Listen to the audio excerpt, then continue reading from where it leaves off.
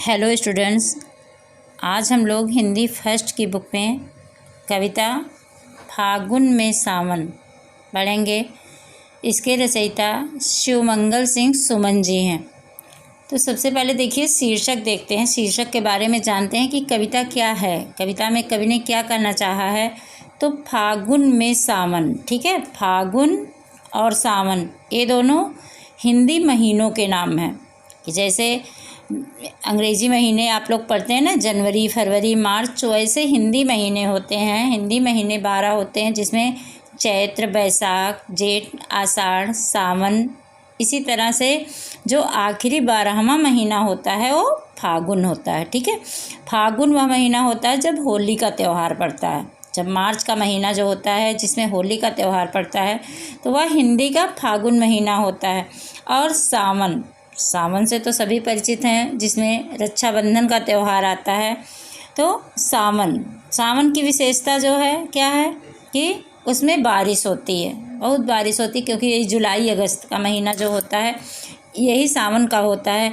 तो सावन में बारिश होती है। और फागुन में जो मार्च का महीना होता है उसमें बसंती हवा चलती है, चारों तरफ धूल उड़ती है, मौसम थोड़ा सा रूखा हो जाता है। लेकिन अगर उस फागुन में सावन आ जाए, फागुन में बरसात होने लग जाए तो उसका आनंद ही कुछ और होता है। क्योंकि जब कोई चीज़ अधिक होती है, हमारे पास किसी चीज़ की अधिकता होती है, तब उसका महत्व नहीं पता चलता। वही चीज़ होती है सावन में बरसात की, कि सावन में तो हर दिन पानी बरसता है, एक दिन बीच में नहीं भी बरसा तो अगले दिन उससे भी ज़्यादा बरसता है। तो इसलिए रोज़ की बारिश से लोगों का मन भर जाता है। लेकिन जब फागुन में बारिश हो जाती है तो उसका आनंद ही कुछ और होता है। तो इसी तरह कवि ने इस कविता में फागुन में होने वाली बारिश के आनंद का वर्णन किया है कि अगर असमय बारिश होती है, कोई चीज़ बिना समय के हमें मिल जाती है तो उससे कितना आनंद प्राप्त होता है, उसी के बारे में कवि ने बताया है कि आज कहाँ से फिर आ पहुँचा फागुन में सावन, सुबह उड़ी थी धूल शाम को घिर आए बादल, बासंती रातों में बरसा किन आँखों का जल, पतझर की नंगी डाली में पुलक उठा यौवन, आज कहाँ से फिर आ पहुँचा फागुन में सावन। कि जब बारिश होने लगती है, जब मार्च महीने की होली के महीने में जब बारिश होने लगती है, जब फागुन का महीना चल रहा है, उस समय जब बारिश होने लगी तो चारों तरफ सभी प्राणी आनंदित हो गए। तो वे लोग आश्चर्य प्रकट करते हुए कहते हैं कि आज कैसे आश्चर्य हो गया कि फिर से फागुन में सावन आ गया।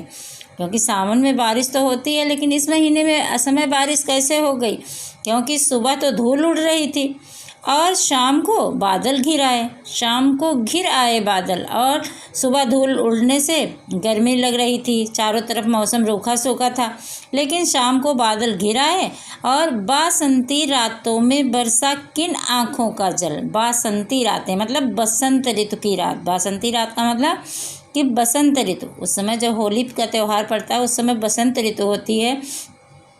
तो कवि कहते हैं कि उन बसंती रातों में किन आँखों का जल बरस रहा। आँखों का जल बरसने का मतलब कि जैसे लगता है कि कोई वर्षा को बहुत याद कर रहा था, वर्षा ऋतु को बहुत याद कर रहा था और उनकी आँखों से आंसू गिर रहे थे। तो इतने आंसू हो गए कि उन सब ने मिलकर बारिश ही करा दी।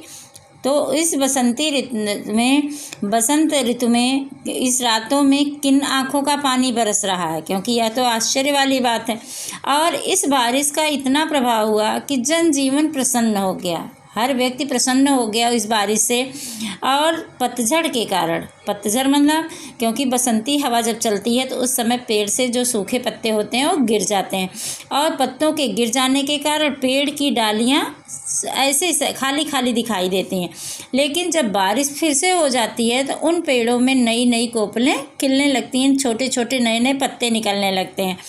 तो कवि कहते हैं कि पतझड़ की जो नंगी डाली मतलब पत्तों रहित डाली है उसमें पुलक उठा यौवन, यौवन मतलब होता है युवावस्था, और पुलक उठा मतलब कि प्रसन्न होना, पुलकित होना मतलब प्रसन्न होना। कि जैसे कोई व्यक्ति जो है वह वृद्धावस्था में होता है तो बहुत निराश होता है, युवावस्था में होता है तो बहुत ही उत्साह होता है। तो वैसे ही मानो जो पतझड़ के कारण जो पेड़ की डाली थी वह बहुत निराश सूखी दिखाई दे रही थी, बारिश हो जाने के कारण उसमें भी मानो युवावस्था आ गई है, वह भी प्रसन्न हो गई है। और तो आज कहाँ से फिर आ पहुँचा फागुन में सावन, कि आज हम लोगों का यह भाग्य है, सभी मनुष्यों का यह सौभाग्य है कि फिर से फागुन में सावन आ गया। मतलब बिना समय के भी बारिश हो रही है, जो कि मनुष्यों के जीवन को आनंदित कर रही है, और प्रकृति जो है वह लोगों को प्रसन्न करने का कार्य कर रही है। पेड़ पौधे भी प्रसन्न हैं और मनुष्य भी प्रसन्न है।